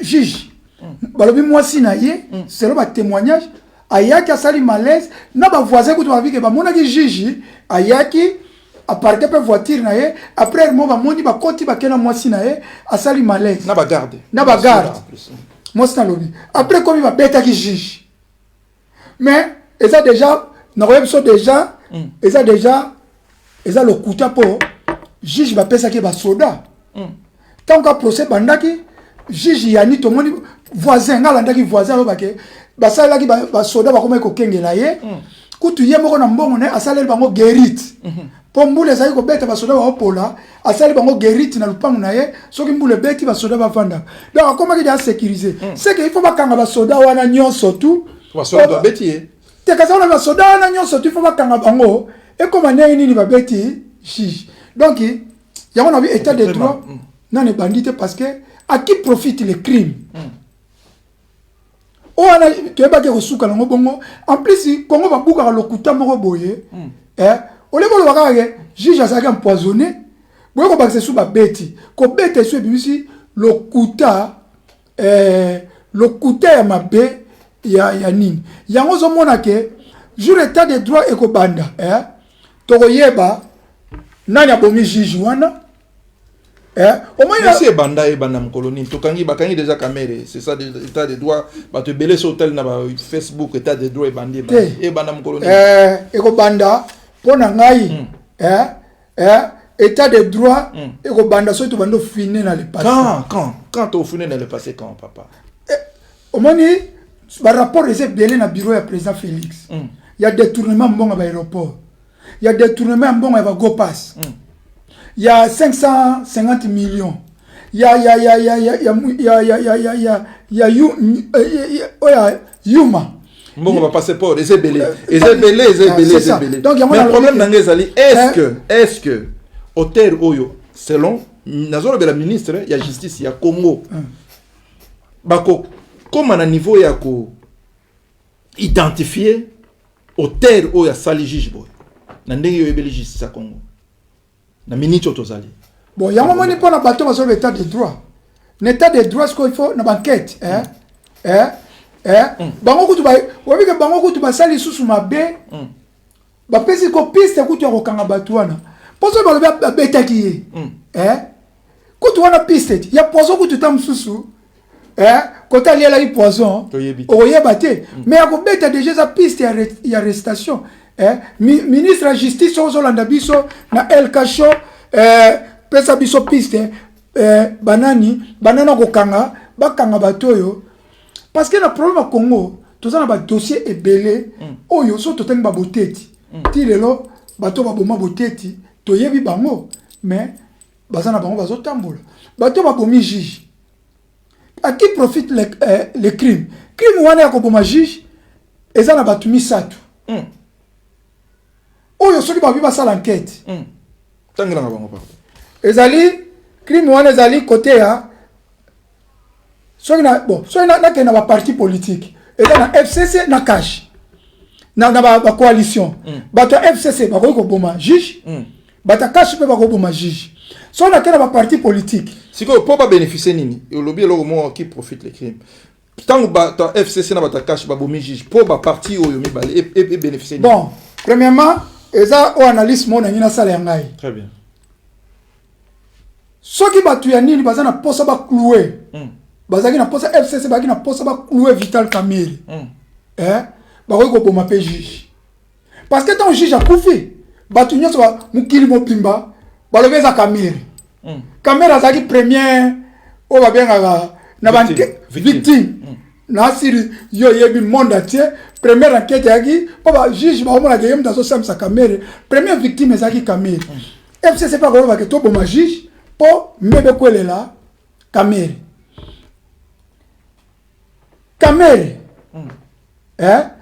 na ndenga institution yen sepe ko loba ke to boma pe wana na pesi ya FCC avantage na yen sepe ko loba ke to boma juge parce que juge otomonya za contre biso au katel kambiente bon tozongi na IDPS pe ko loba ke to boma juge to moni juge oyo aza pour Kamerhe na vite so copain donc na crime soki tozana mamboka mindele ba premier bato mundela ko enquêter enquête aux amis na bata FCC bata cash au soto que na parti politique ba enquête aux ana IDPS INC na PPRD so mon attaque enquête ngo ko ba 10 ans ba 20 ans qui to lukato so enquête yebi na mboko yo to mona ba enquête musu esala 30 ans 70 ans biso to ya ba mboko te mais enquête va ko biso plus 50 ans mila bomba ba ko retrouver mutu moko asa ko maki koko mais ba ko condamner donc yango moni eloko pona ngai juge wana juge que pardon ba ministre wana bazo salela batu OK bazo salela penda peuple te ministre de la justice ministre de la justice ba eza ministre de la justice te ba ministre wana nyoso tu Félix alobaki yango eza ngai te abi ba ministre ba ko ebise que président biso to na posa to sala malamu mais bazo ebisa biso to sala mabe to sa yote wana eza ngate Félix merci Félix yemoko et là que ba ministre bazo sala batu oyo pe pona succès na question pour mona bazo sala batu tango ba témoin ya INC ba leki ba conseiller na présidence ya INC ba leki ba défendre Vital Kamerhe tango ba conseiller ya présidence ya IDPS ba leki ba quoi ici Vital Kamerhe donc là c'est baza ko défendre individu et non institution. Oui, et non institution. Nous tendons vers presque la fin de cet entretien. Papa Micho Noka, merci. Na passage na yo lelo na Congo Synthèse au CP mingi na ba intervention sali et belé. Mais na ningo ta la caméra na yo je crois ya ngo yo awa. Merci Régie, gros plan et pas il y a Papa Nabiso Michonoka, honorable, cadre INC, activiste politique, tout ce que vous voulez, Tola Tisango Namutunaye. Président Félix Azotalayo, Namini Choyo, Nazo Peso 2 minutes. S'il faut dire quelque chose, et pas il y a président Félix, Namukola Lelo Tozali, Nadata Lelo Tozali, et Utaka Namutema Nayo, pour au monde à Congo et Bonga. Parce qu'il y a président de la République. Merci Mingi Préman Oloba. Le président Félix Tshisekedi. Président Félix, ce qui n'a pas le passé, parce que nous avons fini dans le passé, mais nous avons fini dans le passé. Ce qui n'a pas le passé, nous avons fini. Mais jour où nous avons vidéo, nous avons fini dans policier dans la vingtaine. L'aéroport dans la vingtaine, maquillé Bimio. Ozako bunda pona état de droit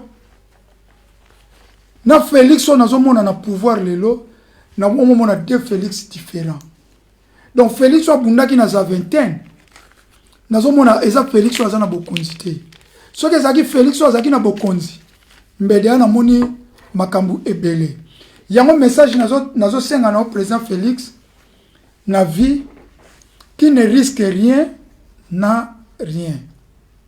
Donc il faut risquer pour l'état de droit. Il faut risquer pour Papa Lobaki, le peuple d'abord. Il faut risquer pour l'état de droit. Il faut risquer pour le peuple d'abord. Donc là on a yo, il faut rompre la coalition wana pe au fine na passé.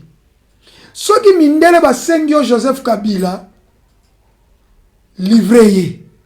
Même en secret, livré. Ce qui est dans la yo. Parce que le président de la République, on a une signature, il y a une armée surtout, et il y a un Congo. Mais si on nomme un Américain, ceux qui me condamnent, ils ont le droit de soldats qui ont intervention en Afrique. Donc, ceux qui ont un esprit, na vani na Congo Brazzaville. Mais na tindi ba soda ba koti kisasa ba lingi kingakati. Après ko kanga kabila na zone mboka. Merci. Voilà, mesdames et messieurs. Mesdames et messieurs, ça chauffe ici, papa. Ozo livrer mutu azana deal na ye, azo battre la deal na ye, ba yokana ki bien tout tambusamboka ensemble et le binango kamé nos deux autorités bazo tambusamboka malamu mais yo lingi ba livrer muninga papa. Ozo mona teke deal les osenga ba biloko yo lobi wana teke ke pa. Bon. Merci mingi na yebi ke deal ezo senga te. Mais le président Félix Azaliwana azo courir toujours na risque. Ozo comprendre parce que à côté qui place moko ya risque, à côté qui place bateau baza ba sanguinaire, bateau baza na moteur. Mais tant à côté qui on yebete azo côté place à bongo papa, c'est ça le problème. Tant à côté qui yebete que place na côté zaboy. Cause à président d'Afrique il faut na za la boy. Président Félix Azaki trompé. Par qui? Azaki trompé. Un politicien, moi na politicien monene na niveau na ya za la trompé. Ba lui ya nere. Nanani. Non, tant à combattre. Voilà, mesdames et messieurs, nous sommes presque à la fin. Torben, c'est sous papa Micho Noka prochainement. Bato ebele bazala na poto en Angleterre. Hein, bozo ke Congo ko la politique mais tala ba makamuneti ya ba biloko tozo mona oyo.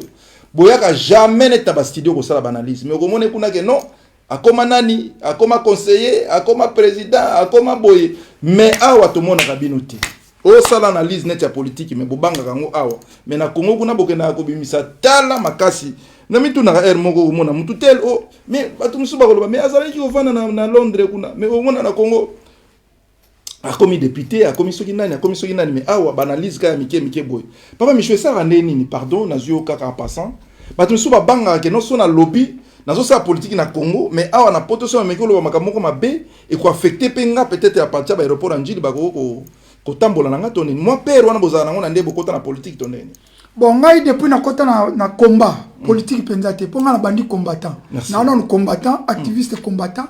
Pour biso to battre boso to bandi combat na mboko, ba vidéo ezali et pas ya général Ngando le crocodile. Merci. Ngai na zako kena nga Congo. Na zo loba na okene Congo. Le problème est que tango zo loba. Kwa ko finga to moi tango nga zako kene Congo. Na ko ya ko loba teke na ko ya ko loba Hippolyte Kanambe te. Hein? Parce que la justice va pas pour Hippolyte Kanambe. N'a pas le battre Kanambe za Rwandais. Mais n'a pas critiquer l'action. OK. Joseph Kabila ça n'a rien à baigner. N'a pas critiquer parce que c'est normal. Cité moi la cité mais et dans la bureau comme ça va faire infraction. Mutu so finga. Si ko batu mususu azo mi banga et ça n'est ngala leki makambo ngala lobby boy. Yo ka ça peut risquer. C'est la vérité. C'est la vérité, on a mutu mso komona ke. Et ça mutu mo ka bisenga ke, mutu mo ka bisenga na téléphone. Ko toucha Félix Troté, okenda akini. Oh. Et l'homme Kabila. Donc Kabila, Félix pas comme il sous le rôle Kabila ko boma. Ko toucha Félix. Bon quand on aéroport. Bon quand on aéroport yo kenda kinga. Neti mutu adoki. Donc Félix a lati sur esprit au bozaki, o ya Kabila. Donc c'est donc na biso ka kina ngote. Donc c'est ça et ça n'a pas payé bali au moins mutu azoninga comme ngala zana souci na comme leader politique. OK. Pour bato babota na Congo ba comme leader politique différence exacte. Félix a comme leader politique différence exacte na ngai. Très bien. Parce que moi aussi j'ai des diplômes na zape na mayele na zape na makambu. Martin Fayulu a comme leader politique. Nazande mon nom Jean-Pierre Bemba, ba leader politique wala baza biso tout comme ba leader politique mais il faut banda place mo. Un leader politique a comme ka soko za na ba vraie conviction à défendre le peuple. Non so défendre le peuple na intérêt. Soko so défendre le peuple na intérêt ozala jaleloiste, muta ba jalelo. Yango na kumisa Nzambe comme na muta poto so betela mutu maboko. Parce que net ngai a 30 ans na poto na wabete mutu maboko te pon trata na poto na mile sa ngamoko na kolisi ba na ngamoko na famille na ngana sunga ngamoko donc biso ko to bato poto tokoki kobetela mutu maboko te po kobetela ba politicien pardon te politicien oyo asali mabe okobetela politicien te po apesi yo $10,000 $20,000 osutukeli mbongo. Vous comprenez? Donc là c'est na vie na aussi mbongo te donc ozo sutukela 10,000 20,000 50,000 100,000 o sutukela bato ba biso amiso boye o ya corrompre ngati na mbongo wana. Parce que déjà naza nango te na lobi te naza nango mais j'ai vu déjà na Bible contemplez vu de votre solde. Donc ina muke na ngana zwaka ne naza na plateau boye na yebi ke montre na lati e koki na makoki na nga. Très bien. Na elati na nga koki na nga nazo se réjouir na onga na koki nazo na tina kwa vie montre ya papa les questions parce que na yebi bozu ya papa les questions je suis fier na oyo nga na za nango. Très bien. Au moins eloko zo bomasko batu baza ko envier batapoto ko mais tozala nango déjà non to envier les sous tala batapoto pona biso bazo envier bilonda lobi eloko moko na bite so landi bilonda Marcelo Bilomba loba ke eloko moko alobi nga na za mutu mona za naza dur abi caméra alobi boy caméra manipuler a manipuler ba conseiller misusu. Très bien. Na ko apesi au poste caméra apesi au poste mais tu contrôles rien en nommé kaka coordonnateur ya maison préfabriquée mais oyebi wana c'est bilongo on a soubassement na ngote belo côté à le temps que réunion apesi au 5% 5%. Bon, 5% de cause appelle ma peso 10,000. Ma peso 50,000 parce que bon, il pas million. Caméra peso 50,000. C'est le bien. Et c'est le bien, yo mon gars. Donc, on est sous réunion. Bilomba lobinini. Quand caméra dit que tu avais touché les 5%. Bilomba bina yaki, na touché ki, mais na monique, na yebi soubassement na mote, et ça n'est toujours manipulé na longwe. Mais les conseillers tout va ça ya fachi. Baza bana poto. Wow. Et ça conseiller ya fachi ya Congolais ya Congo qui chasse azate nyonso tu baza batata poto Belgique Londres États-Unis Canada Londres tout milité mingi baza Canada États-Unis Belgique France Suisse siko tant caméra zo nommé bilonda mutolobi ce n'est pas moi c'est bilonda alors que ba caméra ye ba nomaki ye mais tant atali subasme zate alongwe maman caméra bi mais tu avais touché 5%. Donc il y a 5%. Abi mais na touché 5%. Mais après na longue mais ba na poto mususu na ba 5% wana et so pa bango. Ezako sopa bango. Ngana kendeki na Kishasa pona clôturer ba staff nanga. Ah yo zamta yetse que ne mona président caméra tous os postes. Wabi kana bisi staff nanga. Ngai nazaki souci na za élu du peuple. Député na défendre le peuple. Pour nzamba pesanga loquence à koloba.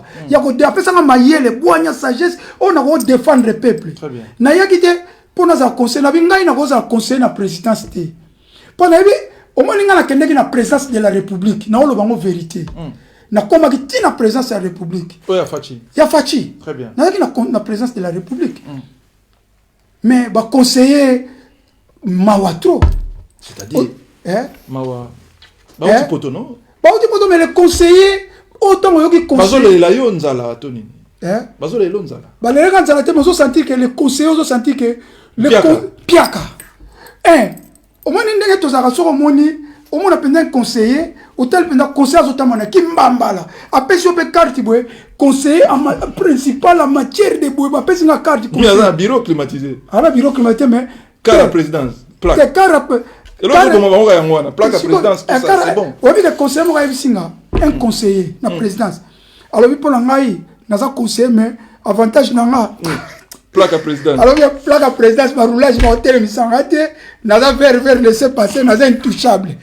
Mais mutuko la mission no ka la conseiller pour nous la conseiller déjà dans le baki na bisa ibatuke pour nous na travailler na Congo yango moni so senga batu ba détourner pour na nini pour na travailler na Congo il faut salaire na ngai ezala mutu mo ebisinga mutu moko tu vas conseiller baza payer non papa tu vas payer mais mutu mo ebisinga ke mission no ko bika so ba cho conseiller tu vas gagner $4,000 par mois déjà c'est bon pour na yo ngai c'est $4,000 par mois pour na ngeza bonté et ça conseiller gagne mieux que ça ba gagnande mon ba ministre apparemment na République du Congo bon ba conseiller mususu ozo comprendre que ba maximum ba kutaki ba maximum 3 fois alobi nana bisi ke omoni ngai na ko travailler na Congo pour na $4,000 te $5,000 pour na travailler na Congo yango na lobi na zananga député salaire eza mukie nazo sala ba faire na ngai nazo vivre parce que yango zo tinda mutu ko na ngai na ko vivre na Congo na salaire à $5,000 $4,000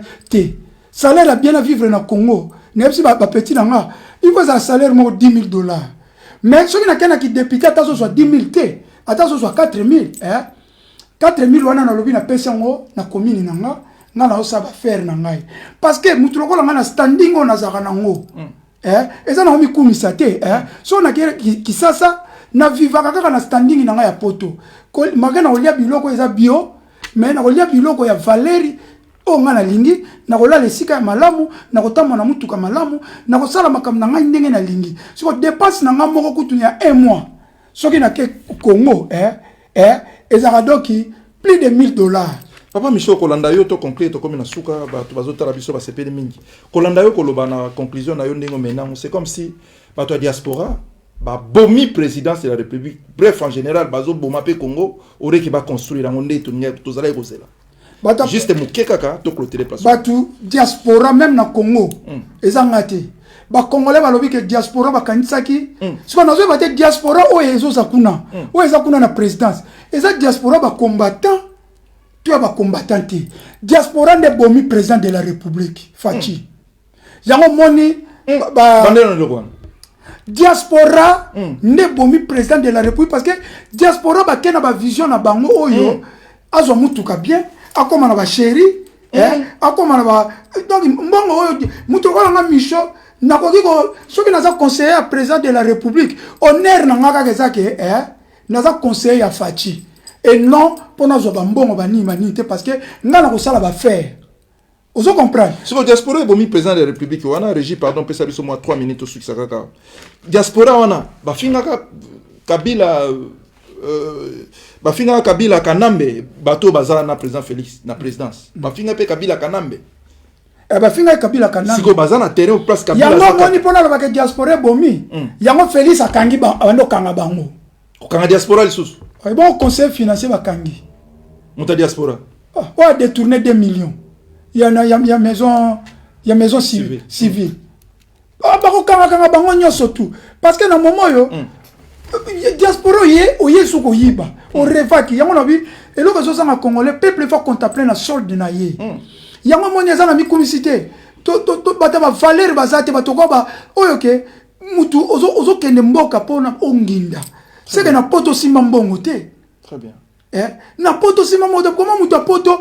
voiture yo mutu poto zoko pona kata yo na suki sakaka très bien papa les caisses na kenda ki chasse petit nanga fait dévorant sur la nanga siko fait dévorant oza bras droit nanga to tambola na ye chargé nanga marketing na kotisa esprit nanga ngaya toza ministre atoza général atoza nani soki na monyo na mono ka simple mutu mais il faut respecter quand même l'autorité il faut respecter yoka son alobi nazo mono simple mutu au moins ba complexe là on parler si complexe au moins na mutu musu ya poto amoni ministre na jeep moko boye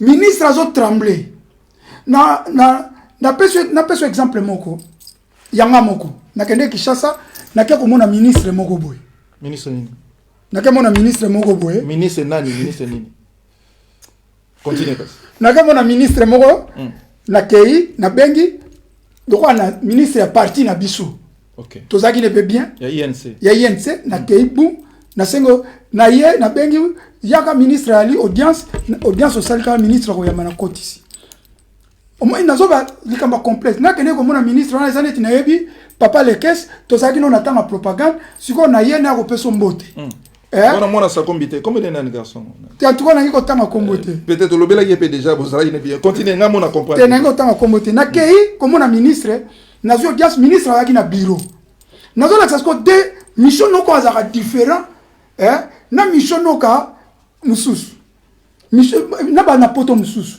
na ka ko mona ministre ba ko audience na biebse mission no ka azali awa bu audience ekei lettre ke pas ministre nakuta ce qu'on a mutu asuka na chambre haute mutu asuka ala nde mutu akende pas ministre parce que tozala mission kana se obi mutu ana ye ayepsinga nini te folia te ministre azali occupé azana plein de travail moyen ministre ayamba yo eza te siko ngana otala peke yope ngabe ponga na michaka maza mishono ka space spirituel bo peto na nzoto pe na molimo 30 ans na poto na sala makambo belé na vie na nga musicien collègue ministre wana na leki continue papa continue siko na otala ke muto nga na leki pa komi ministre alo baka ko yamba ngai te siko na mona ke donc asali minene siko alobi conseiller na ya alobi na nga ke ministre alobi oleka en tout cas occupé ozwa rendez-vous oleka jour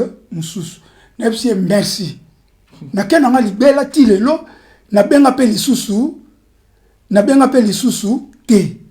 Ozo comprendre. Si na bana poto mususu akokoma ko benga ka ko bondela ka bani. Deuxième kam na keko ba yebisinga kelo ko mona ministre mususu ya biso INC. Nepsi ngai na yebiete. Na kende pas ministre wana pona yebie na kanisa ka ko yambanga. Bazo box sabino. Mais na pesa exemple te. Na lobi wana na yebiete. Atika ko yebanga te malgré tout ça parti mon côté na ko kende pas na yete parce que na yebiote na ko kende pas na yo ko sala nini so eza na bana poto mususu ba keye pas ba ministre avant di banda beta bango biloko papa beta na poto ke ko vendre la ministre beta biloko banda tongo ti butu costume polima ina makila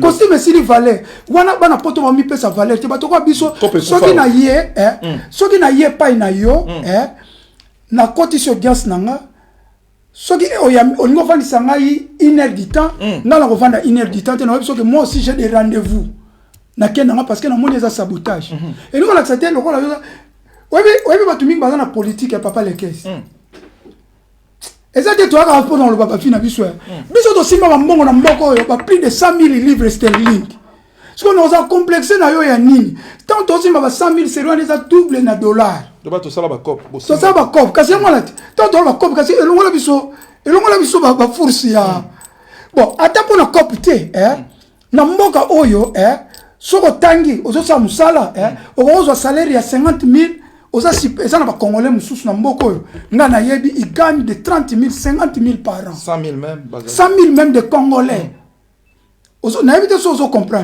Il y a des Congolais qui gagnent 100 000 par an, bah, Congolais. Si un Congolais bon, on a la complexe ministre comment?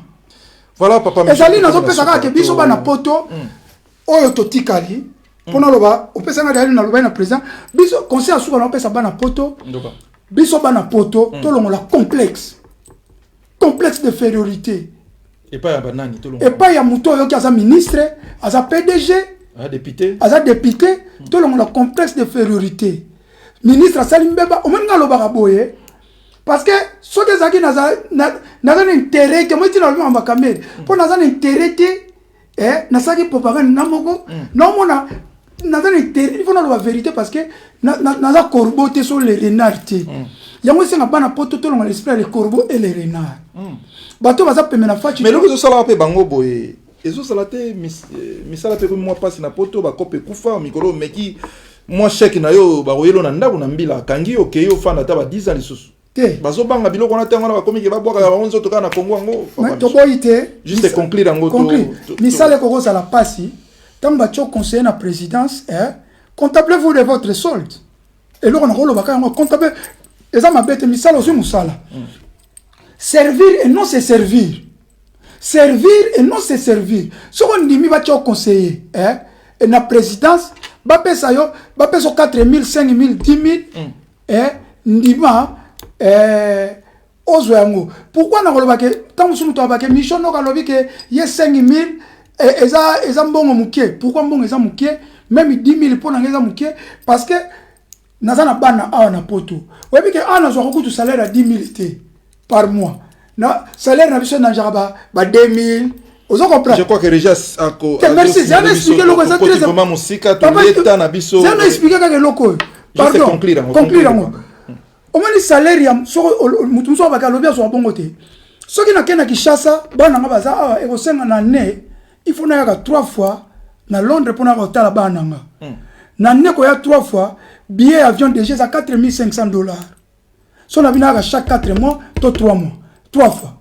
Na 4500 déjà bon à billet. Yo pesi un salaire il y a 5000. Si on a reçu ma billet ni et oti na ngana iba. Na vite so comprendre. Ya mo net mutorola nga na rondi maté na travailler na Congo na salaire moko. Mais vous avez prime ba député ba na prime papa Michotika ko sabiso. Tozo zelo ko na musala ngo bongo penza o. Ngai na sina lobaki na propagande na ngai. Vous avez prime ba député ba zolia bien ba zo fanda bien. Peut-être ça moi jalousie mo installé au PT contre vous mona non bango ba massa ba bongi to na ba na INC niveau ba komi nga mission na tikali ka. Wana na cheo na kango wana na oluga o continuer na oluga na continuer parce que papa Molière a lobby nini kendo tala député zola ta sapatu etenga ma papa Molière ngaite député zola ta veste ya sadisa mais Michono kaka il porte veste eza veste po eza veste à poto Michono kaka il porte chaussures eza chaussures à poto soki na vie on a blata na député moko te na pas au moins nga député na ko convier na parlement eza ba député baza ba businessman un député businessman na ko convier na ko pesa exemple moko na yebi ete na tanga ka kombo il faut on rappeler bato na ko pesa neti mutu mabenga lusa moko boye azaki mutu apoto mwana Suisse c'est un député businessman asa ba compagnie ba transport tout ça nga na ko convier député businessman et non député ça ne lo côté yango to moni le lo ba journaliste o ba bundela ki peuple lelo balié kanyaka merci. Voilà mesdames et messieurs to suksi wana na papa Micho Noka papa Micho to na besoin na yo le sous prochainement merci na sepeli na 100 francs nango surtout nimi na yo solo là à cœur ouvert na ba congolais bazalaki belé lelo na ligne bazola na biso merci na bandeko nyo bandaki na biso depuis début émission oyo tisiko bozo continuer kotala émission na lelo c'était là papa Micho Noka to yambaki juste pour nous benga ko solo là procès ya Vital Kamerhe ezalaki politique to ezalaki état de droit oyo e bandi na République du Congo alobi esengelaki aloba pesi opinion na ye soki poza na likambo olingi osolo na ba congolais asa concerne mboka na yo olinga Congo mingi olinga République du Congo makasi okoko benga biso okoleka awa to solo na yo malembe na cœur ouvert nde to solo na papa Micho et kotala kaka yo surtout pour orienter les Congolais. Quant à moi, je vous dis bon week-end. Namabota Mabino, Tokutani Mbalasima. Merci, au revoir. Bye.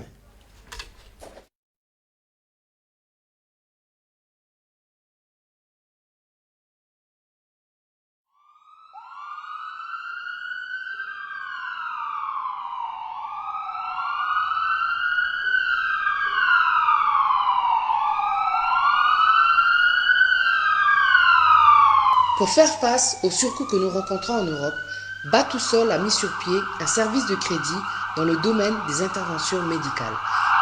Pour permettre aux patients résidant à Kinshasa d'avoir recours aux actes médicaux de bonne qualité sans être freinés par l'obstacle financier. Batousol, votre partenaire médical. Téléphone 0044 74 05 42 65 99. WhatsApp 0044 7775 32 54 24.